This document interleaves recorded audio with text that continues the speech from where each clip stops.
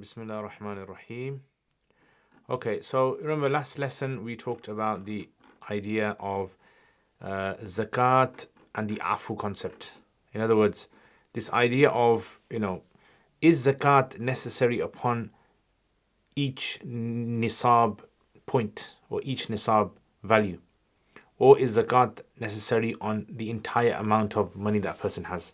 And this is where we said there was a difference between Abu Hanifa rahimullah, Abu Yusuf and Muhammad. So now we are talking about this, the next issue. إذا أخذ الخوارج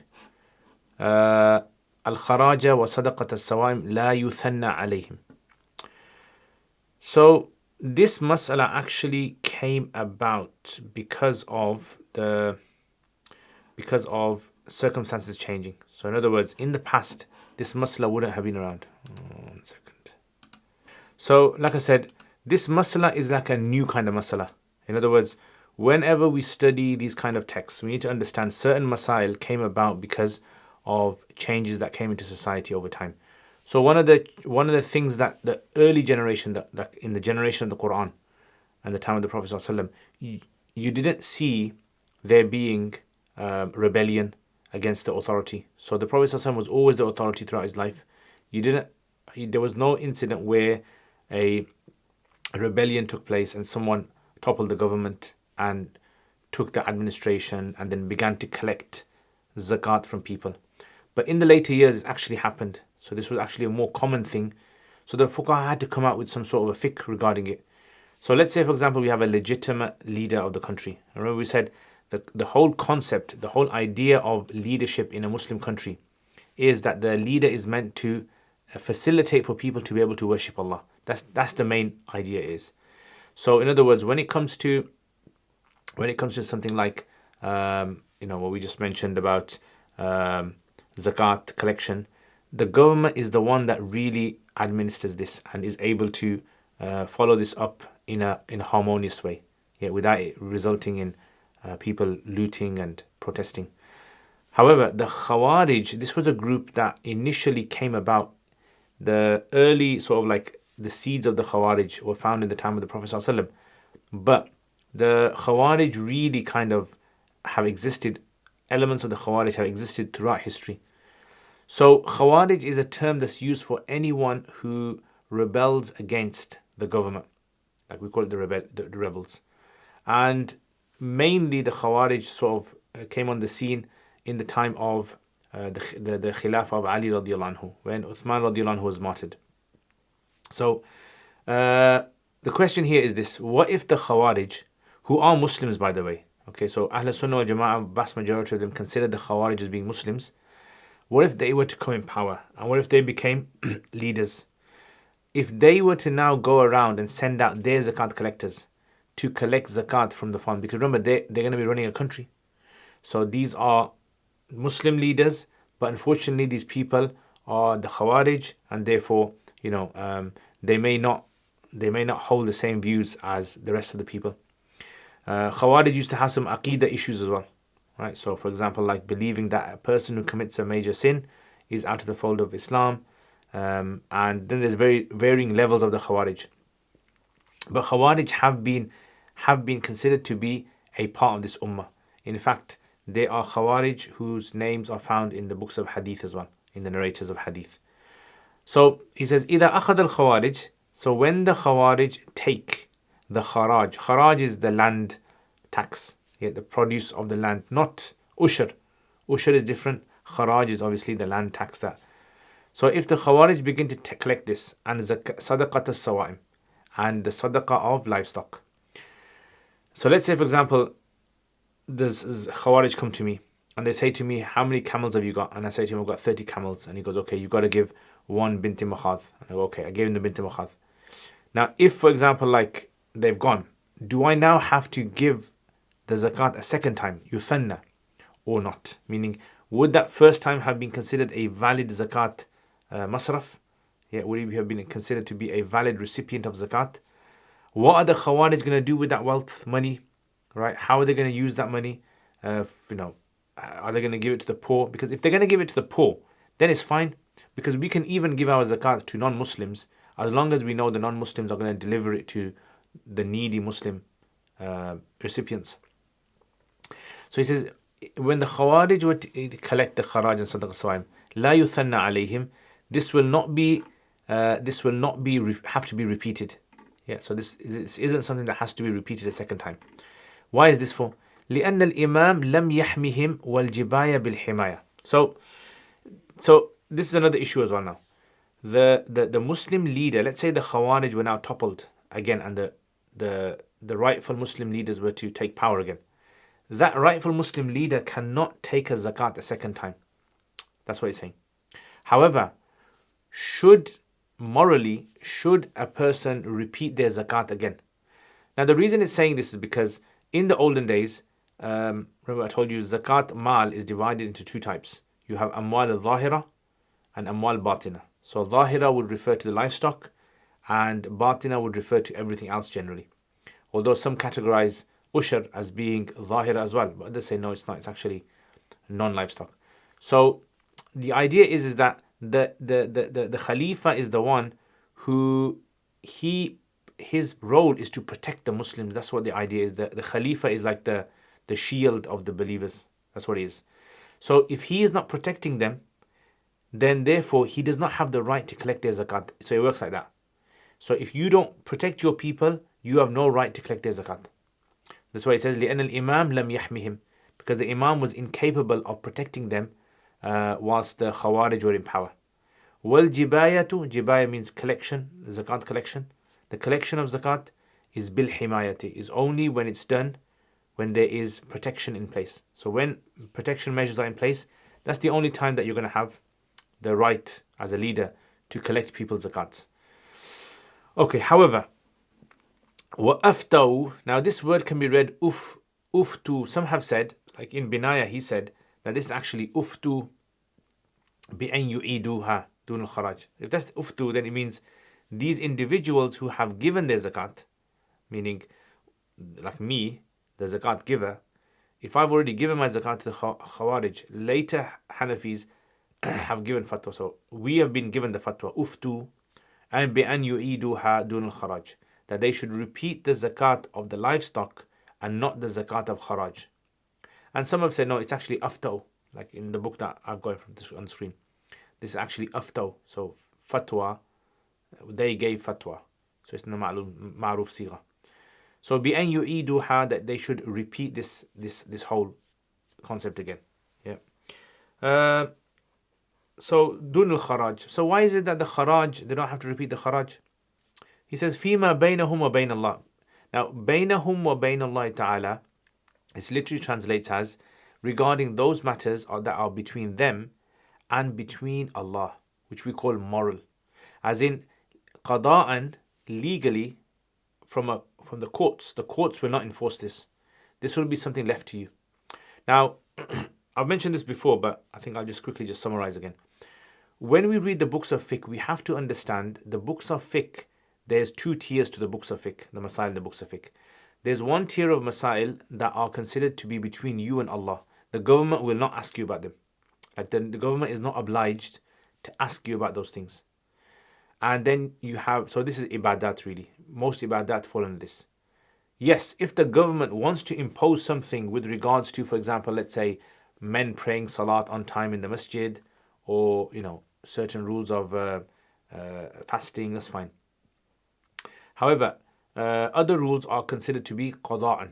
Qada'an, those rules are generally mu'amalat. Less ibadat, very few ibadat, and then mu'amalat. Mu'amalat, for example, two people dispute regarding a trade deal, then it goes to court, the qazi can enforce it. So he says, so this is fima bainahum wa bain Allah ta'ala, meaning morally, right? So not in court, but morally. And it's very important to also note down as well that sometimes the Hanafis will say, according to the courts, this masla is jaiz, but according to, fima bainahu wa bain Allah, it's not jaiz. So some people get confused in that. How can something in the courts be allowed? But so the example that they give is like, for instance, a woman, she falsely accuses her husband of divorcing her, and she brings two false witnesses to prove this, and the judge passes a ruling and says that your divorce has occurred. So what's going to happen here? Sahibain say, like, they can live with each other, but they can't have intimacy. Because, the woman, when she marries another man now, they can live with each other, but they can't have intimacy because فِيمَا بَيْنَهُمْ وَبَيْنَ اللَّهِ, they are not married. But even though the courts might recognize the new husband of this woman to be married to her, but فِيمَا بَيْنَ اللَّهِ. However, Imam Abu Hanifa rahimahullah, in this kind of masla, he says, as long as the courts have enforced it, then يَسَعُهُمْ الْبَقَى مَعَهُ. Yeah, so it will be permissible for him to stay with that woman. Yeah, because the courts have allowed it, and that's sufficient for us. Anyway, that's a separate issue. So فِيمَا بَيْنَهُمْ وَبَيْنَ اللَّهِ تَعَالَى. Why is this for? Why do they have to repeat this? He says لِأَنَّهُمْ مَصَارِفُ الْخَرَاج. Because when it comes to kharaj, they don't have to repeat the kharaj, because the Khawarij are considered to be people who qualify to receive kharaj. Yeah, why is that? Because like, if you imagine a Muslim, like a government has, let's imagine, an account, a bank account where all the funds are coming in now. So funds are coming in, from awqaf. So in our country, we've got, let's say, land that has been donated to the Muslims cause, which we call waqf. Or someone's built a hospital for the Muslims, waqf. Someone's built a madrasa for the all the masajid are waqf. So these waqf systems were in place. These, what we call, land that is given for public interest, public benefit. So the waqf itself, the endowment, this is considered to be a means of money for the public. So the public can use this, and the government obviously decides where it needs to be channeled, the funds. And then you also have zakat. So zakat, sadaqatul fitr, that all comes in as well. You also have ghanima, wars taking place. So anything that's been taken by the soldiers, brought 1/5 of that the government can take. And then you have, obviously, things like the land produce tax on the land. So this kharaj of the land is not necessarily a zakat itself. It's a tax on the land. So he says, لِأَنَّهُمْ مَصَارِفُ الْخَرَاج. They are not, so the Khawarij, the illegitimate leaders, the Khawarij, are not qualified to take zakat, but they are qualified to take kharaj. That's why you don't have to repeat the kharaj. لِكَوْنِهِمْ مُقَاتِلَةً. Yeah. So these people are considered to be fighters. Yeah, muqatila meaning they are considered to be fighters. So Khawarij were known for fighting, right? They are in a war state with enemy. And in fact, the Khawarij actually did protect Islam a lot. So because they were very well skilled in art of warfare, and this seems to be the case historically, Khawarij people are very sort of war-minded people, violent people, you can say as well. So that's why these people could use the kharaj for that purpose. So the fuqaha Hanafi want to differentiate between these two. وَالزَّكَاةُ مَصْرَفُهَا أو مَصْرِفُهَا الْفُقَرَى. Yeah, so the masraf of zakat is the fuqara, the poor people, because it comes under the 8 categories. Yeah. فَلَا يَصْرِفُونَهَا إِلَيْهِمْ. And these people don't give it to the poor people. And here's what I said earlier on. I said, if the Khawarij have overtaken power, have overtaken the leaders, and are using that money and giving it to the right recipients, then it's jaiz. Yeah, it's for them, it's jaiz. But if they're not, and maybe in his time, this is what was happening in certain parts of the world, and this was well known that in their days, Khawarij would not give the money they collected from zakat to the poor people. They'd use it for themselves. Yeah, so that's what he's saying. Waqila, and then he says, some of the Hanafis have said, so this is actually attributed to Al-Faqih Abu Ja'far. Yeah, so it's in the Hashi as well. Al-Faqih Abu Ja'far, it's attributed to him. He's actually said in his time, so he was in the 300s. إِذَا نَوَى بِالدَّفْءِ التَّصَدُّقْ عَلَيْهِمْ سَقَطَ عَنْهُ. So he says, let's say for example, when the zakat collector, the Khawarij zakat collector comes to me to collect zakat from me, and I intend with that money, I intend by it zakat. Like my intention, I could have no intention. They just take it off me. Yeah. If they just take it off me, then I have to repeat my zakat again. But when they're taking it off me and I intend that I'm giving it to you as sadaqah, as zakat, then that's fine. He says سقط عنه. Now why is this for? So he says وكذا ما دفع إلى كل جائر. In fact, not just to the Khawarij, but this rule can also apply to every unjust ruler. And Jair. Jair means like the hadith, Sultan in Jairin. Jara yajuru, the one that does jawr, dhulm, mudhalim. And he says this ruling is like if any evil ruler was to take, like a Muslim, it has to be Muslim, remember. And every evil Muslim ruler, dictator, whatever, he forcefully takes people's zakat. If you make an intention of zakat, your zakat will be done. But how is this though? This is the interesting part now. So he says, لأنهم بما عليهم من التبعات فقراء. He says because the reason they qualify to receive zakat is because they have tabi'at. So tabi'at is referring to like the harms that they've caused people.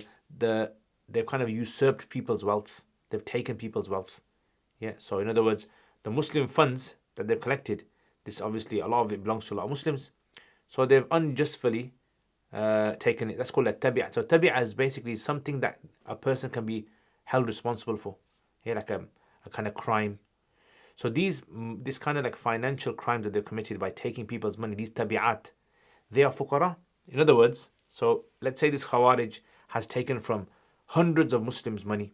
That means he owes hundreds of Muslims money. And if he owes hundreds of Muslims money, that means he has liabilities. And everything that he has, if you minus the liabilities, technically he qualifies as a faqir. So a person can be a criminal and at the same time be a faqir as well. That's fine.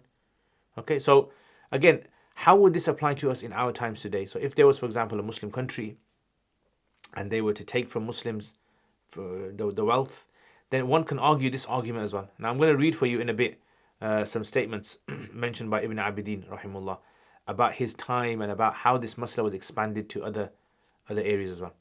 Yeah, so he says, because these people are fuqara, right? Because they owe people lots of money, they've taken it unjustly. So that's how they're looking at it. And at the same time, one might argue as well of the haraj issue as well. Because if you've given your zakat already, and if 100 people have given their zakat, and 1,000 people have given their zakat, and now they have to repeat that zakat again, it might become burdensome for a lot of people. And the Sharia doesn't obviously burden a person. So this is to try and find like a hal for this, a solution for this. So this is one way of looking at it. Now, just on a side note, I remember once, when I was studying in madrasa, someone took my slippers, in one of the masjids. So, someone stole the slippers. And it was like, unfortunately, it happens there now and again.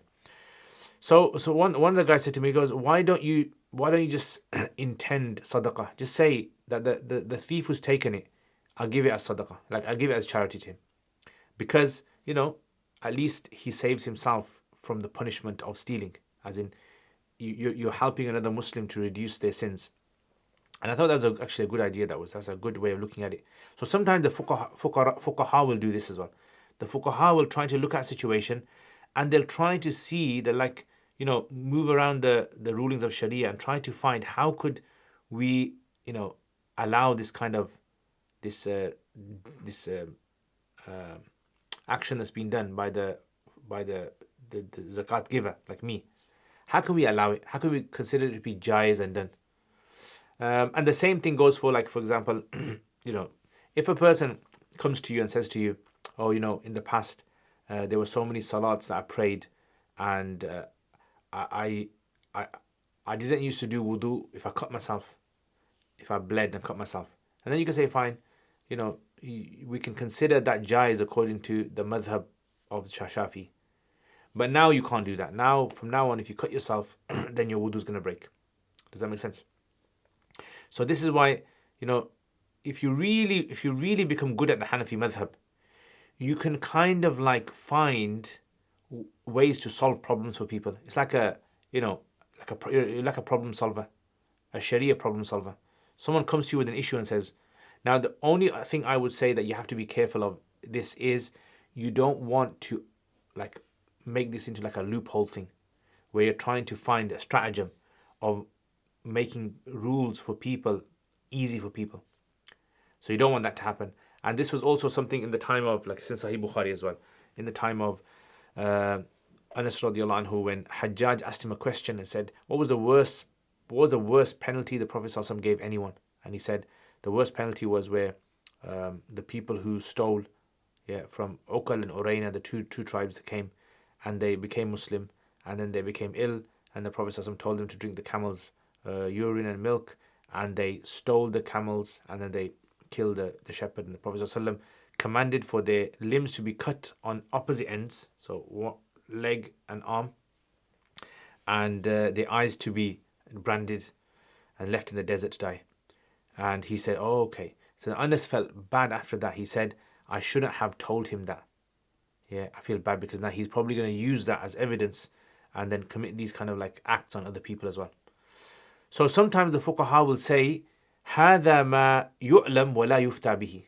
Yeah, so this is like a ruling that you know, but you don't give fatwa on it. So you have to be very careful in these kind of things where we don't want to kind of open up for someone and give them all the solutions. Yeah, you want to show someone of how to avoid salat or how to avoid zakat. These are the top 10 tricks from Hanafi fiqh of how to avoid zakat or how to do the quickest hajj. Yeah, you don't want that kind of thing. That's bad. But here he's generally finding solutions for people who are in a problem. That's why he says this. Tabi'at wal awwal ahwat. However, the first position that's mentioned, meaning the one in the Zahir riwayah, that's more ihtiyat. That's more stronger according to Dalil. So from a Dalil point of view, yes, if illegitimate authority has taken my zakat, then that means my zakat isn't done. And I have to repeat my zakat again. Yeah. As for the kharaj, that doesn't fall under the masraf of zakat. So them taking it, they've taken it. I won't have to repeat that again. Yeah, everyone understand that? Okay. Now, there is actually an incident that they kind of like mention this. It's in the Hashia as well, and it's also in Bahr al-Ra'iq and others as well. So I'm going to read the one in the Hashia. So if you look in the Hashia, it says, فقراء حتى قال محمد بن سلمة. Muhammad ibn Salama was one of the early Hanafis. Okay, one of the early Hanafis. يجوز أخذ الزكاة. He says it's permissible to collect zakat لعلي ibn Isa bin Yusuf ibn Haman wali Rasan. So there was a place where there was a governor. His name was Ali ibn Isa, and he was Amir Balakh. Right, so Balakh is north of Afghanistan. وجبت عليه كفارة يمين. So what happened was, he had to give kafaratul yamin. فسأل الفقهاء. The fuqaha asked him, so kafaratul yamin, you feed 10 people or clothe 10 people or you fast 3 days, and if you can't do that, then you free a slave, and if you can't do that, you fast 3 days. So he says, فسأل الفقهاء. He asked the fuqaha, أما يكفر به. What kafara can you give? So أفتوا له بالصيام. They straight away skipped out the first 3 steps and said you can fast. Meaning normally the Quran says this, that whoever breaks an oath, فكفارته إطعام عشرة مساكين. You have to feed 10 people, or kiswatuhum, clothe them, or tahrir raqaba. And whoever can't do any of these, then he fasts. So fasting for breaking an oath is like the last option, right? First of all, you must attempt one of these 3 things. So they all said that he can fast. Why can he fast for? So the argument was the reason he can fast is because that he was considered to be a poor person. Because he is taken unjustly from so many people with their wealth, he owes them all of that. He still owes them in the dunya all of that. So that's why he technically is considered to be zakat eligible. Based upon that, that would mean that there are lots of people who have stolen people's property and wealth, and they are zakat eligible, right? So this is like an interesting kind of like way that they present it. Okay, I'm just going to read to you guys from let's see, Binaya, 1 second. Okay, no, not that. No, not that one. Yeah, this is from, Radd al-Muhtar. Yeah, Radd al-Muhtar. Actually, before I actually read Radd al-Muhtar, I'll just read, I'll read what Bahr al-Ra'iq says. So he says, Bahr al-Ra'iq says,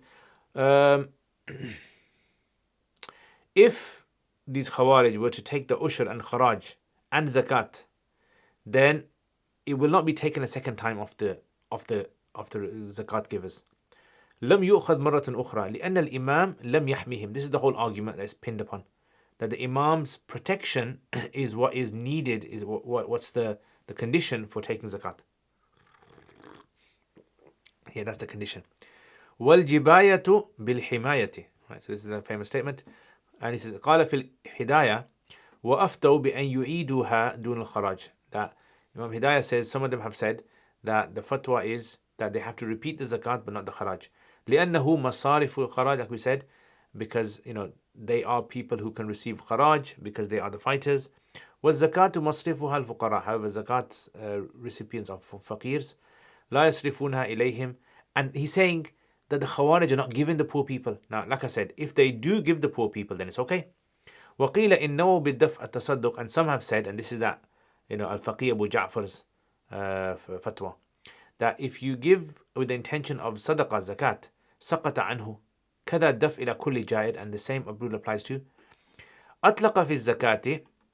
So he says he has given a general rule about zakat, which includes أموال الظاهرة, which means the livestock and all that, والباطنة, and cash and all those other types of zakatable assets. ولذا قال في المبسوط, he says in مبسوط, he says الأصح أن أرباب الأموال. So this is Mabsut saying this as well. The more asah position. Now, see, Mabsut inclines towards the stronger position being this, the asah. Whereas Sahib al-Hidayah, he says al-awwal ahwat. Yeah, so here we have a difference between the two. So he says al-asah anna arbabul amwal, that the people of that own the wealth, meaning like me, the zakat giver, إذا نووا in the daf'i, if they give intention of zakat to the dhalama, سقط عنهم جميع ذلك, all of what they have given will drop from them. It's like they have discharged their duty. وكذا جميع ما يؤخذ من الرجال في الجبايات والمصادرات. Yeah, and the same thing is anything that's taken from people where it's taken out of dhulm. بأن ما في أيديهم أموال المسلمين. So you can imagine that the wealth that these zalims have taken is actually the amwal of the Muslims. وما عليهم من التبعات, and all of those like penalties that are upon them, upon these zalims, فوق مالهم, is more than what they actually possess. فهو بمنزلة الغارمين. So we can treat them as though they're in debt, people who are in heavy debt. والفقراء حتى قال محمد بن سلمة. Then he brings the statement of Muhammad ibn Salama. Yeah, this is Salakhsi saying this. Anyway, just quickly skip down. So he actually clarifies this Amir of Balakh issue. Yeah, so he says فأفتوا بالصيام فجعل يبكي. So the Amir began to cry. ويقول لحشمه, he would say to his his men, إنهم يقولون لي ما عليك من التبعات. The ulama are saying to me, the penalties that you owe, meaning the money that you owe the people, is فوق ما لك من المال, is more than what you possess of mal. فكفارتك, your kafara is going to be the fasting instead of wealth, instead of mal, because you don't own anything. And so Sahib al-Fath al-Qadir then extends this masala and he says, okay, how far can we go with this then? So he says, وَعَلَى هَذَا لَوْ أَوْسَى بِثُلُثِ مَالِهِ لِلْفُقَرَى. Let's say when I die, I say to, for example, I say to Zafar, when I die, I want 1/3 of my wealth to be given to poor people. All right, I can do that. That's allowed. I die, so Zafar takes that wealth, and then Zafar, he goes to these people, like the Ja'ir, the Zalim leaders, he goes to them, and they take it off him. Saqata. The wasiyah that I gave would have been fulfilled, it would have dropped. And this has been mentioned by Qadi Khan and others. Yeah. Now, the reason why I think this is important is for us to understand what the duty of fuqaha was. Yeah. So in one go, the fuqaha are trying to find a hal, a solution for the public because they've given their mal. And the other, at the same time, the fuqaha are also trying to be cautious that the zalims don't take this as like a legitimate way of collecting more money. Yeah, they just say, well, you can give us your zakat, come on, give us more, give us more, give us more. Yeah, and then it's going to cause other problems. Okay, and then in Radd al-Muhtar, I just want to find something important. So he mentions this issue of about people who steal from the businessmen as well. Something similar on that line. So you can read that over there. زكاة النوعان ظاهر باطن أما الباطنية لا يأخذ منها صراحة أما الآن فإنهم يأخذون المكسب. Yeah, so okay. So here, this part here, he says, what about the unjust zakat collectors? So there was people called the Makkas. So in the olden days, like non-Muslim communities did this as well. Leaders used to just force, like, put these taxes on people. Yeah, just like gangs do. Like in some places, gangs will put these taxes on shops and say, if you don't give us money, we're not going to protect you. We're going to, let the other gangs steal from you and all that. So he says about this maks. He says, he brings a hadith, and then he says, سمع رسول الله صلى الله عليه وسلم قال لا يدخل صاحب مكس الجنة, that the person who unlawfully takes from people, the leader, they will not enter Jannah. And he says قال البغوي يريد به صاحب المكس الذي يأخذ من التجار, those like collectors, those kind of tax collectors that go and take from businessmen when they pass them in the name of ushur. So in the name of ushur they collect it, but they're really unjust taxes they're putting on people. فإنهم يأخذونه مكسا باسم العشر ومكس آخر ليس له اسم بل شيء يأخذ. Okay, so you can read that. ولا مسلم له مذهب الشافعي الإمام لا ينسى كما كثير.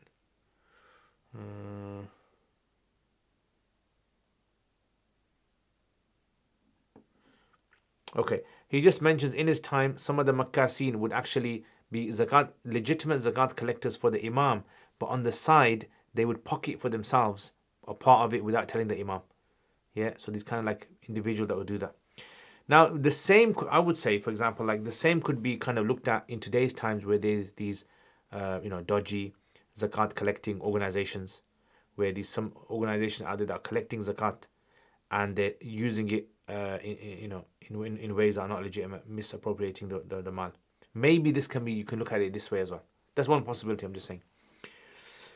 Okay, anyway, let's get back to this. So, next masala.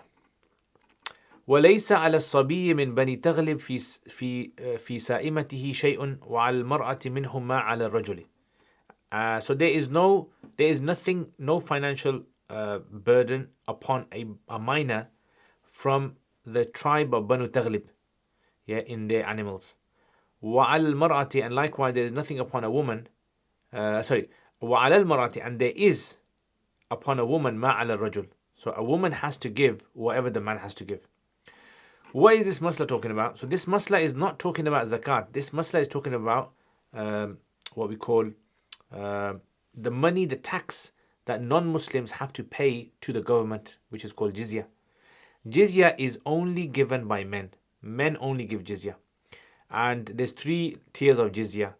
So men who are poor, adult men who are poor, non-Muslims, they give 12 gold coins in a year.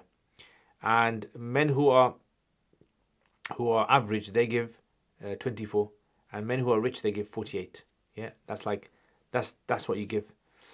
So he says that what basically happened was when Umar radiallahu anhu was the Khalifa and he went to collect the jizya from Banu Taghlib, they said, we're not going to give you jizya.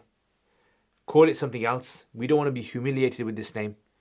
So he said, okay, what do you want? He goes, okay, give us something else. He goes, I'll double it. You got to give me double. And your women have to give it as well. They go, okay, that's fine, but don't call it jizya. So they wanted to escape that name of jizya. I'm going to read to you from the Hashia that incident. So this is basically what happened. So eventually, just for Banu Taghlib, no one else, this rule is only for Banu Taghlib. Their women have to give jizya, but double of what normal people have to give, and their men have to give it. But the children don't have to give it. Children, there's no ruling for them. So I'm going to read the story to you, the incident. It's in the Hashia.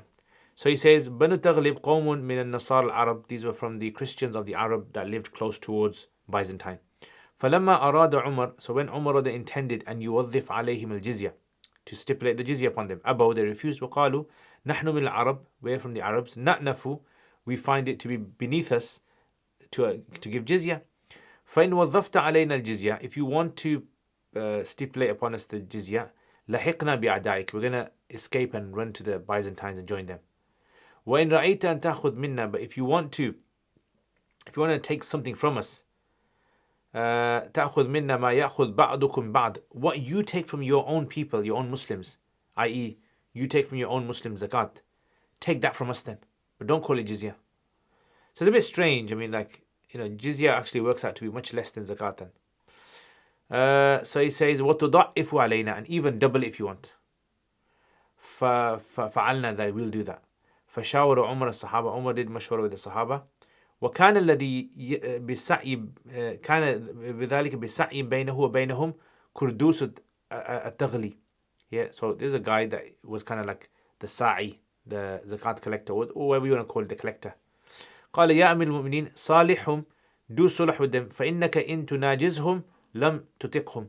If you were to, dispute with them, fight with them, you won't be able to.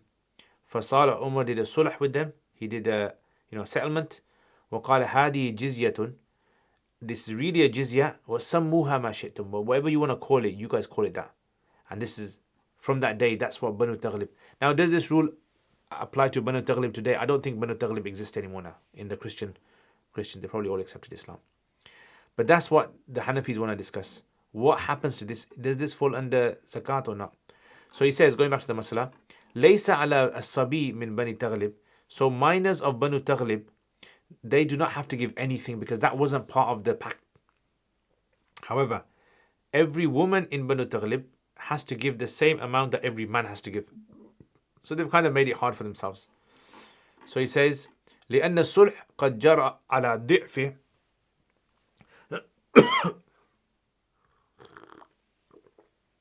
He says because the sulh has occurred upon double ضعف ما يؤخذ من المسلمين. Yeah, so double of what is taken from the Muslims that's what they get. ويؤخذ من نساء المسلمين دون صبيانهم. Yeah, so Muslim women give their zakat if they are obviously eligible to give their zakat, but children don't. دون صبيانهم. So this is why we stick to that particular agreement that they had. And al-Muslimuna ala shurutihim. Yeah. So this is why the Prophet said Muslims should stick to the conditions that they agree to. So if they agree to conditions in a pact, in a contract with someone, they stick to that. So this is just saying it for them. I don't know if the Banu Taghlib actually existed after that and Hanafi fuqaha had to deal with this masla, or is it just a hypothetical one in history that if this did happen, how would we deal with it? But the incident did occur in the time of Umar. Okay, right. Is there anything I want to mention here?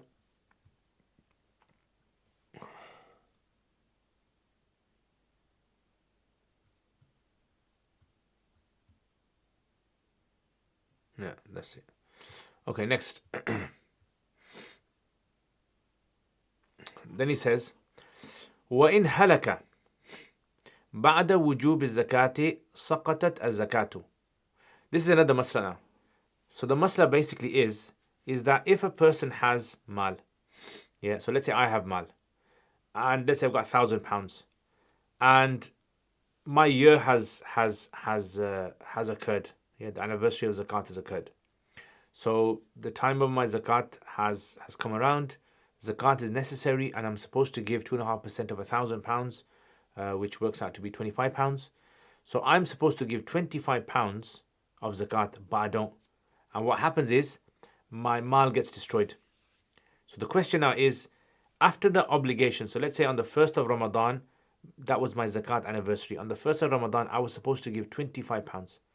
So once that 1 year passes, £25 passes, 1 year passes, and I have to give £25, and I lost all my wealth got stolen, all the £1,000 got stolen. That £1,000 contains the £25 I'm supposed to give in zakat. What's going to happen here? Do I still have to give in the future £25? Or has it been cancelled out? Has it been done? This is where the Hanafis differ with the Shafis on this masla. So the Hanafis say, in halak al-mal, if the mal becomes halak, if it becomes perished, بعد وجوب الزكاة, after zakat becomes obligatory, سقطت الزكاة. Zakat drops now. قال الشافعي رحمه الله, Imam Shafi says, يضمن إذا هلك بعد التمكن من الأداء. So Imam Shafi says, look, if I, on the first of Ramadan, if my mal became zakat eligible, I'm supposed to give £25 from my zakat, but I didn't. If I had the capability of giving that £25 and I didn't give it, then this is gross negligence. So therefore, I'd have to compensate and later on pay that £25 whenever. And according to Shafi's, if however £25 had become necessary on me and I didn't give it, and I couldn't find anyone to give it to, right? I didn't have the ability to give it to someone, and it got perished, it destroyed, then I don't have to. There's no daman. That's why the Shafis differ. So yadman إذا halaka. So the daman will be there إذا halaka بعد التمكن من الأداء, after the zakat giver had the capability, the qudra, to give the zakat. Why is this? لأن الواجب, Shafi says, the wajib في الذمة, the wajib is in my responsibility. Meaning 1 year went by, I had the means of giving it. There was someone poor who I could have given it to, and I didn't, then I am obviously still in my wajib. فَصَارَ كَصَدَقَةَ الْفِطْر. So he says, the argument is like the Sadaqat al-Fitr argument. So if Sadaqat al-Fitr becomes necessary on you on Eid day, and coincidentally on Eid day all your mal, let's say, gets destroyed before you can give your Sadaqat al-Fitr, you have to give your Sadaqat al-Fitr later on, it doesn't drop. So he says, look, if it doesn't drop in Sadaqat al-Fitr, why is it that you're saying that it drops in the zakat situation? So this is one argument he uses. And the second argument, لِأَنَّهُ مَنَعَهُ بَعْدَ الطَّلَبِ, he says the zakat giver seems to have refused to give his zakat after it was sought from him. Who was seeking it? So either it can be the government seeking it, the zakat collector, or it could be the poor people in the locality. فَصَارَ كَالْإِسْتِهْلَاكِ. So he says this is like gross negligence. So deliberately using the wealth. So everyone agrees, or even Hanafis agree, if my zakat becomes necessary upon me on the first of Ramadan, and I was to buy myself something with that £1,000, I clearly have to give £25. I have to give it, whatever happens, even though I've used up all the £1,000. But the question is if it perishes on its own without any of my intervention, anything. It just happened.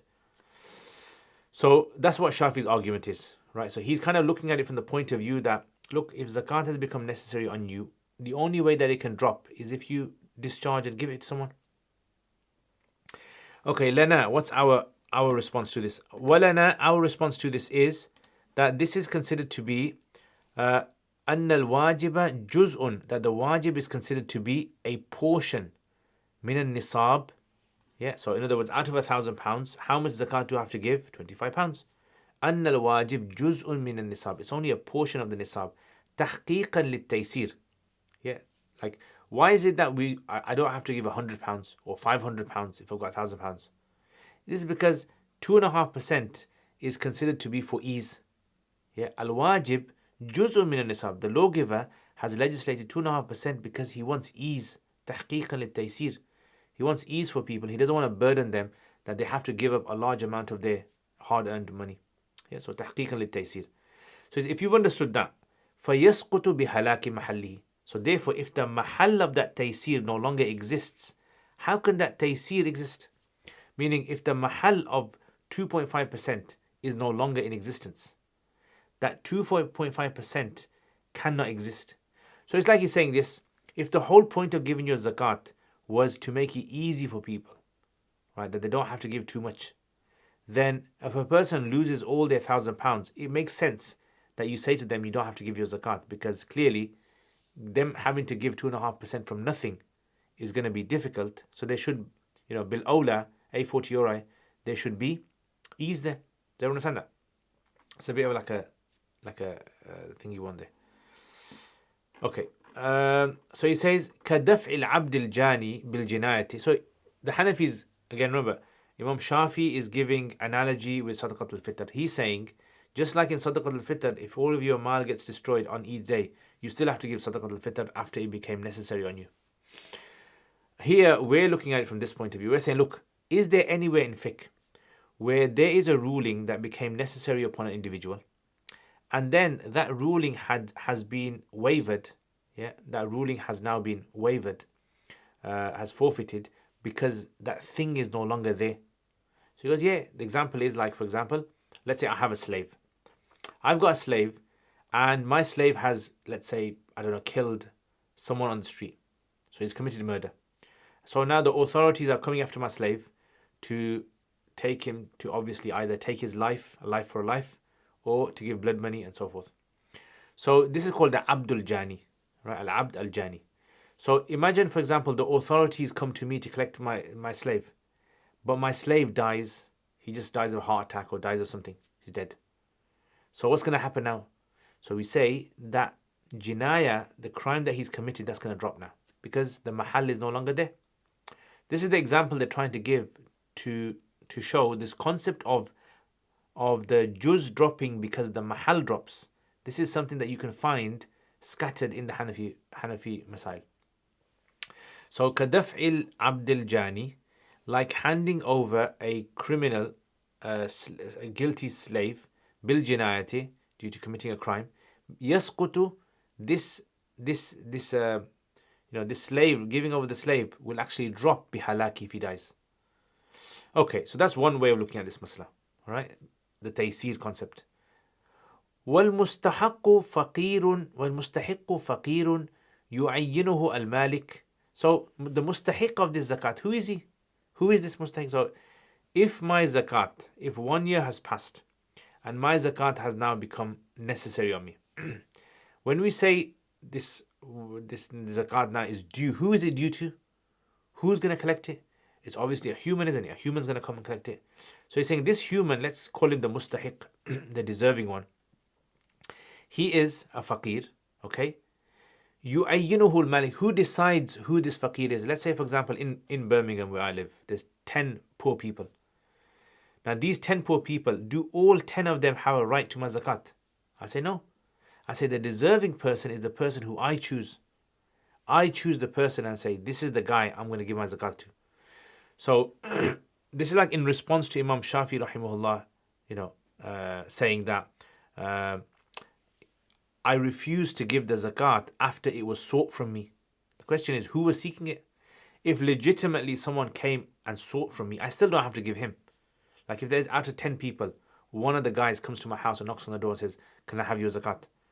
I still don't have to give him because I can decide who the zakat is given to. Okay, so he says, فقير يعينه المالك. The malik is the one who decides who gets the zakat. ولم يتحقق منه الطلب. Yeah, and the talab has not really come from him. وبعد طلب الساعي. And likewise, after the talab الساعي. Yes, maybe this can be understood. Maybe if the guy came to me and said to me, where's your zakat? And I didn't give it, then someone can argue, yes. After talab, you didn't give your zakat.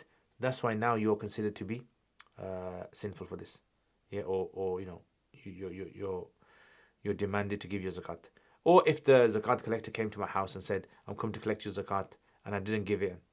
That's understandable. Okay, that's the masala is finished now. Then he says, two qilas. Qila yadhmanu. Some Hanafis, this is attributed to Imam Karhi. Yeah, Karhi, early 300s Hanafi, from the Mashayikh. He says, no, yadhman. You have to give it. Yeah, just like the Shafi's position. This masala is to do with وَبَعْدَ طَلَبِ السَّعِي. So بعد طلب السعي, if the sa'i comes to me, knocks on my door and says to me, where's the zakat of your camels? And I refuse to give him. And my camels all die. Or, what happens here? So Karhi says yadmanu, like the Shafi said in the other masla. Yeah, that if the poor person is there. So Karhi says that you have to give dhaman because clearly there was a talab, a legitimate talab came from a sa'i. وَقِيلَ لَا يَضْمَنْ. And some say no. So some of the Hanafis, they actually say no, it's not. This is attributed to the mashayikh of ma wara al-nahr. Yeah, so in other words, the Hanafis that were in the southern part of Russia, their position was no. Even if the sa'i knocks on your door and asks for the zakat and you don't give it, and then your mal gets destroyed, He says you still don't have to give it. لإنعدام التفويت. So فوت يفوت التفويت. This actually refers to, a mal getting destroyed. You deliberately destroying the mal. So he's saying, I haven't destroyed my mal. I haven't done tafweet. Yeah, I can say fata yafutu. Fata yafutu means that I've lost it without my, own intervention. But I can't say tafweet. So they're saying there's no tafweet on his behalf. Yeah. Anyway, we'll stop there. Yeah, we'll stop at this masla because I just want to explain some more things but it's going to take a bit of time. But just to summarize what we covered today, in this masla, right, which was that if mal gets destroyed after zakat became necessary, does that mean I still have to give my £25 or not? Hanafi say no. As long as it wasn't your doing, you don't have to give it. Shafi say no, you have to give it. As long as you had the ability to be able to give to someone else. That's the main thing he looks at. And he says, look, when an obligation is on your shoulders, it doesn't drop until you give it. Like sadaqat al-fitr, right? If you lost all your wealth, you still got to give it. And this idea of talab, he believes that even though some physical human hasn't come to you and asked for you, there is still the concept of talab in your society. There was people there who were recipients and you didn't give them. So he treats this like istihlak, destruction. Hanafi say no. They say the whole concept of zakat is based on taysir, making life easy for people. And therefore, if it's all about making life easy for people, then simply, if you were to lose all your wealth, to make life easy for people, they shouldn't have to give their zakat. And this idea of this like losing the mahal, is there an example of this in Hanafi fiqh? We say yes. The example of the Abdul Jani, right? Your slave has committed a crime. He's wanted by the government. He dies. Right? That's it. Case over.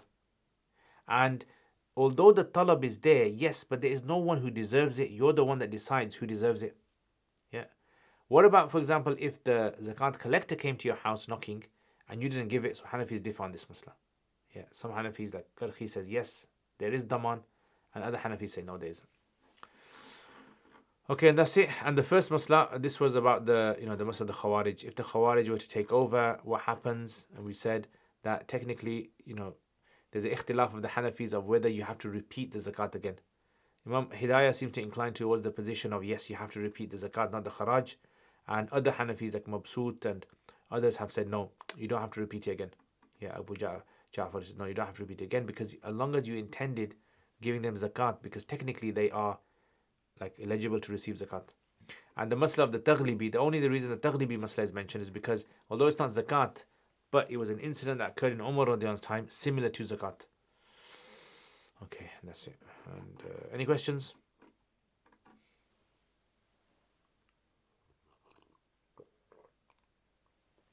Alright guys, take care inshallah. See you guys next lesson. Assalamu alaikum.